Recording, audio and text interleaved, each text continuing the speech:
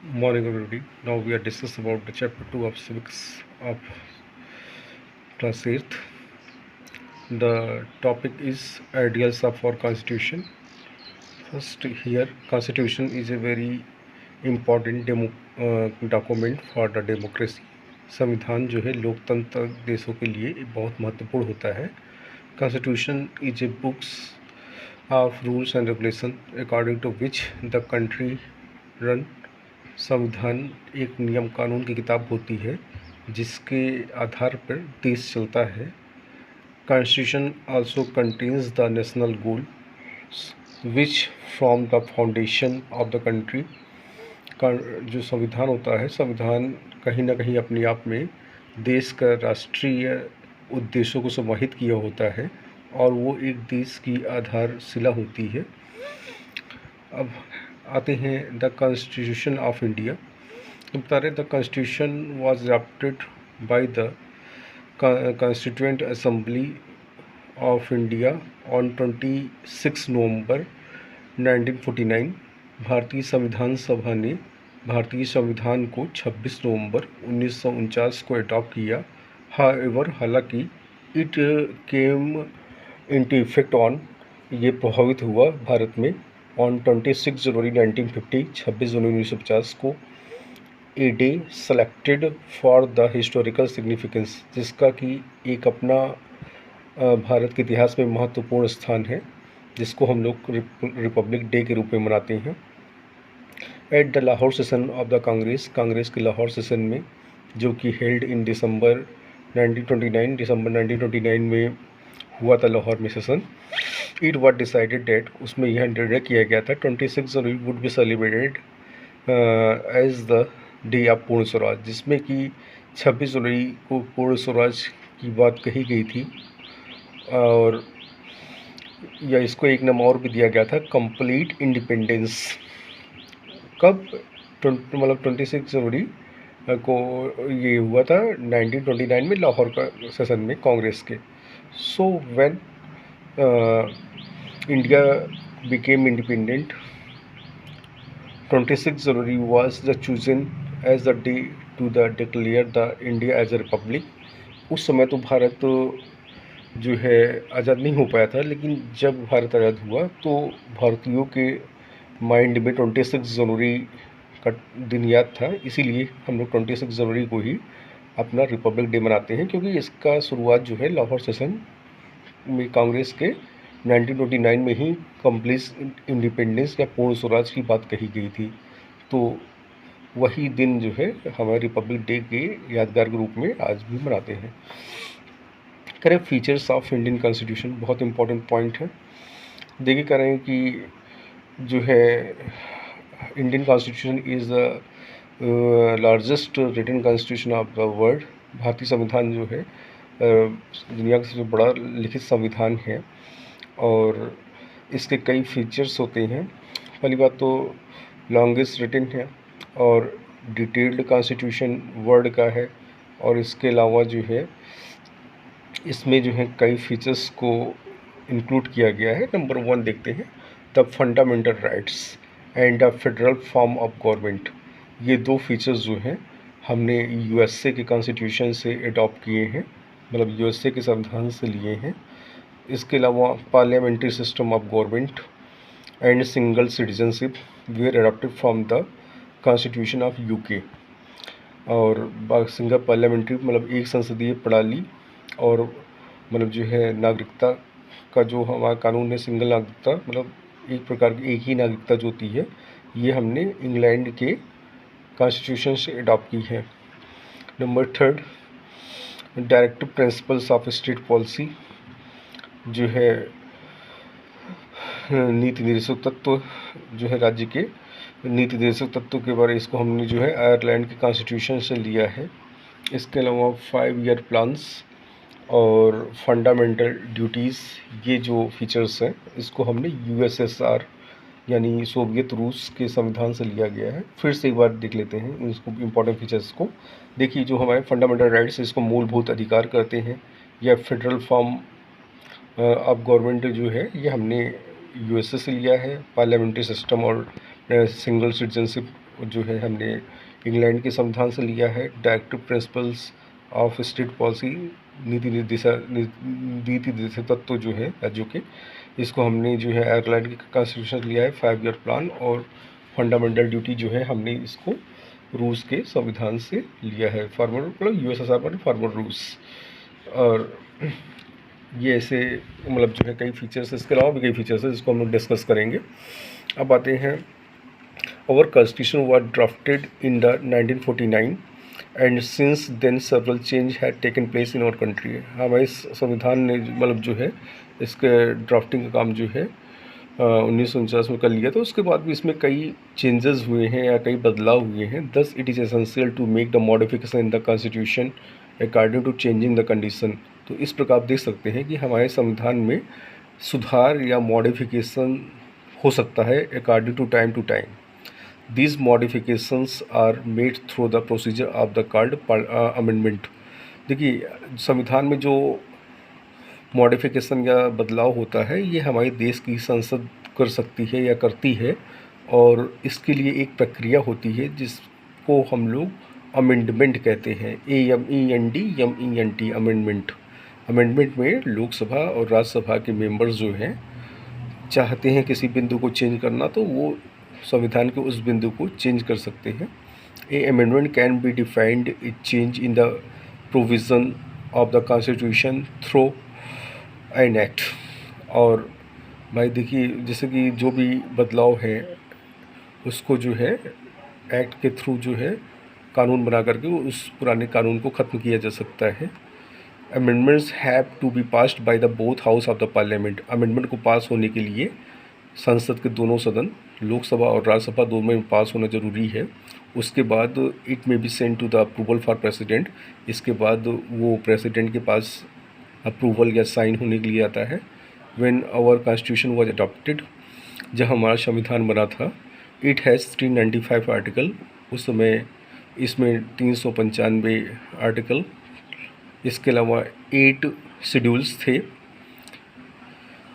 जो कि अब जो है चेंज हो गए हैं। 395 आर्टिकल्स हैं एंड 12 शेड्यूल्स एंड 98 अमेंडमेंट्स हैं। तो आप देख सकते हैं कि आज जो है हमारे संविधान में 395 आर्टिकल्स, 12 शेड्यूल्स और 98 अमेंडमेंट्स हैं।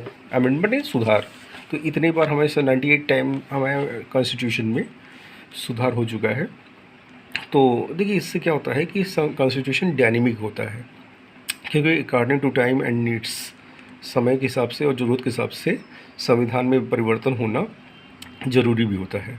अब आता है प्रियम्बल। प्रियम्बल को हम लोग कह सकते हैं इंट्रोडक्शनरी पार्ट, जिसको अपनी भाषा में कह लोग प्रस्तावना भी कह सकते हैं, या आप कह सकते हो प्रियम्बल को मतलब पहला पेज जिसमें कि उसकी मतलब मूल भावनाएँ निहित होती हैं, तो प्रस्तावना या इंट्रोडक्टरी पार्ट हम बोल दें। तो इसी बात को आगे लेकर करते हैं। Preamble is an introductory document which explain the goal of the government. Introductory part होता है प्रियम्बल, जिसमें सरकार के लक्ष्यों के बारे में डिसाइड या उसमें वर्णन होता है। इट स्टेट मतलब जो is the aim and objectives of the constitution, ये डिक्लेयर करता है कि जो संविधान है उसका क्या लक्ष्य है, क्या उसके उद्देश्य हैं, इसके बारे में प्रियम्बल में बाकायदे लिखा गया है। आप ये कह सकते हो कि कॉन्स्टिट्यूशन का कुछ हद तक ये मतलब समरी या उसका मेन एम को ये प्रियम्बल इंडिकेट करता है। कराए a careful study of the preamble reveals that it is the people of India. इसमें लिखा हुआ है कि ये शो करता है, दिखलाता है, ये बतलाता है कि पीपल ऑफ इंडिया, भारत के लोग, who are stating their aim and giving power to themselves. It thus depicts the hope and aspiration of the people of India. Every government must keep the main principle of our constitution in the mind while the framing of law. Let us read about the some such important principle। देखिए, इसमें सभी भारत के नागरिकों को समानता की बात कही गई है। इसके बाद जो है सभी के उद्देश्यों की पूर्ति की करने की बात कही गई है इस प्रेम्बल में। इसमें जो है कुछ सिद्धांतों की बात कही गई है जिसका कि देश और लोगों पे कैसा असर पड़ेगा, इन सभी की बात इस प्रियम्बल में कही गई। इसको हम डिस्कस करते हैं एक एक करके। सोवरेंटी को हिंदी में कहते हैं संप्रभुता। Sovereignty means that we are complete independent in our internal matter and outstanding matter. हम पूर्ण रूप से अपनी आंतरिक और वैदेशिक मामलों में स्वतंत्र हैं, ऐसा संविधान के पहले मतलब जो है सोवरेंटी पॉइंट भी कहा गया है। करें number 1 point, sovereignty is a freedom, ये एक स्वतंत्रता होती है टू गवर्न जिसमें within a territory and to be free from any external control. All Indians are free to govern themselves and to make law. There should be no external interference of any kind in the functioning of the government. देखिए बहुत सीधी बात है। Sovereignty means अभी आपको बताएगा complete independence. We are free to make our rules and regulation, we are free to our internal matter and foreign affairs also. It refers to the sovereignty. Sovereignty means संप्रभुता, मतलब भारत पूर्ण रूप से अपने आंतरिक और प्रादेशिक मामलों में स्वतंत्र है। इस पर किसी दूसरी देश की शक्तियों का असर या प्रभाव नहीं है। इसको यहाँ डिस्कस कर रहे हैं। नंबर 2 है सोशलिज्म। सोशलिज्म को कहते हैं समाजवाद। इसमें डिस्कस करते हैं। कह रहे हैं कि socialism means that everyone must enjoy the social and economic equality. Bharat में सभी लोगों को सामाजिक और आर्थिक समानता है। Under social equality everyone must have equal status, सभी को बराबरी का स्तर दिया गया है। एंड अपॉर्चुनिटी, वो अवसर की समानता का मतलब अवसर की समानता दी गई है। Economic equality refers to equitable distribution of wealth and the decent standard of living for all. और इकोनॉमिक इक्वलिटी से यहाँ तात्पर्य है कि जो रिसोर्सेज का डिस्ट्रीब्यूशन है या जो वेल्थ का डिस्ट्रीब्यूशन है वो सभी को बराबरी का है और सभी लोग समान अवसर लेकर के अपनी लाइफ को एक स्टैंडर्ड रूप से स्पेंड कर सकते हैं, ऐसा इसमें कहा गया है संविधान के अकॉर्डिंग। और in our society the unequal society, हमारे समाज में अनइक्वलिटी कई समय से चली आ रही है। There exist a wide gap between the rich and poor, हमारे समाज में रिच और पुअर के बीच में बहुत लंबा अंतर है। Poverty prevents many people from receiving the good education which in turn to the prevent for them getting to the well paid jobs. गरीबी के कारण बहुत से लोग हमारे यहाँ शिक्षित नहीं हो पाते हैं। और दूसरी बात जो है गरीबी के कारण जो है आप कह सकते हो कि बहुत से लोग को जॉब्स नहीं मिल पाती हैं, एजुकेशन की कमी या उनके अंदर स्किल के अभाव के कारण। Thus the poor are caught in the victim of cycle of poverty, और गरीब जो है गरीब कंटिन्यू बना रहता है। For the proper development of the country, देश के प्रॉपर डेवलपमेंट के लिए it is important to the bridge a gap between the rich and poor by achieving by both social and economical equality। इसीलिए ज़रूरी होता है कि जो गैप है उस गैप को कम किया जाए between the rich and poor, गरीब और अमीर के बीच के गैप को। और दूसरी बात जो है सभी को सोशल एंड इकोनॉमिकल इक्वलिटी प्रदान की जाए। सोशल इकोनॉमिकल मतलब इक्वलिटी मीन्स सभी लोग सामाजिक और आर्थिक रूप से समान हों, ऐसा ऐसा मतलब जो है संविधान में कहा गया। क्योंकि यहाँ पे डिस्पैरिटी बहुत थी, high caste, low caste, rich and poor, male and female, ऐसे सेक्शन को लेकर के। और अगला टॉपिक है सेकुलरिज्म। सेकुलरिज्म धर्मनिरपेक्ष, हमारा देश धर्मनिरपेक्ष है। हमारे देश का कोई भी नेशनल रिलीजन नहीं है। इंडिया में सभी रिलीजन को रिस्पेक्ट मिलता है, सभी रिलीजन इक्वल हैं, इसी को सेकुलरिज्म कहलाता है। द प्रियम्बल स्टेट डेट, हमारे प्रियम्बल में साथ साथ कहा गया है, India is a secular country, Bharat एक धर्मनिरपेक्ष देश है। दिस मीन्स दैट, इसका मतलब हुआ there will be no state religion, यानी कोई भी देश का या राष्ट्रीय धर्म नहीं होगा। All religions will be treated equally, सभी रिलीजन्स इक्वल ट्रीट किए जाएंगे। द कॉन्स्टिट्यूशन ऑल्सो गारंटीज, संविधान जो है सुनिश्चित करता है the right to the freedom of religion, सभी लोग की धार्मिक स्वतंत्रता के अधिकार को, सभी लोग की धार्मिक स्वतंत्रता के अधिकार को एज ए फंडामेंटल राइट, जो कि एक फंडामेंटल राइट्स के रूप में आता है। दिस इंक्लूड्स, जो कि बतलाता है द फ्रीडम ऑफ प्रोसेस, लोग अपनी प्रोफेस मतलब जो लोग अपनी धार्मिक भावनाओं को चुन सकते हैं। Propagate and practice the religion, लोग अपने धर्म का प्रचार या विस्तार कर सकते हैं। Hints every religious group in India can be practised and propagated faith, लोग अपनी धार्मिक आस्था और विश्वास को बढ़ा सकते हैं या फैला सकते हैं।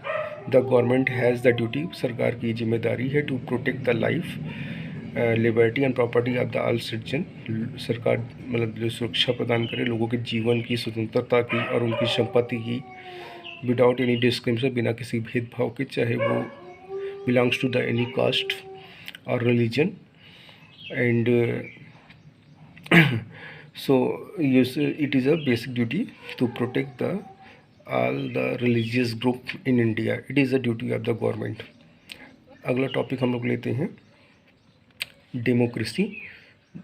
ये भी इंडियन कॉन्स्टिट्यूशन की एक बहुत बड़ी मतलब जो आप कह सकते हो कि बेसिक थीम है, या करें डेमोक्रेसी जो है लोकतंत्र most important feature of the constitution, संविधान का एक बहुत बड़ा इंपॉर्टेंट फीचर्स है। डेमोक्रेसी रिफर्स करती है the government wherein people have the power to vote, जिसमें लोगों को वोट की पावर दी गई है, एंड इलेक्ट देयर रिप्रेजेंटेटिव्स, और अपने जनप्रतिनिधि चुनने की जो पावर दी गई है। डेट फॉर्म द गवर्नमेंट, जो कि सरकार बनाते हैं। These representative then make the behalf of the people, ये रिप्रेजेंटेटिव जनता के जनप्रतिनिधि होते हैं, चुने हुए जाते हैं पार्लियामेंट या असेंबली में।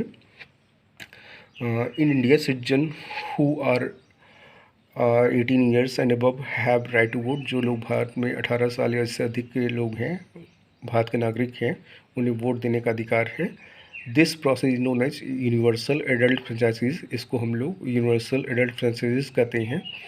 Election held every 5 years, Bharat में चुनाव हर 5 साल के अंतराल पे होते हैं। If the people are dissatisfied the government, अगर लोग अपनी सरकार से नाखुश हैं, so in the next election they change the government, अगले चुनाव में वो लोग उस गवर्नमेंट या रिप्रेजेंटेटिव को चेंज कर सकते हैं।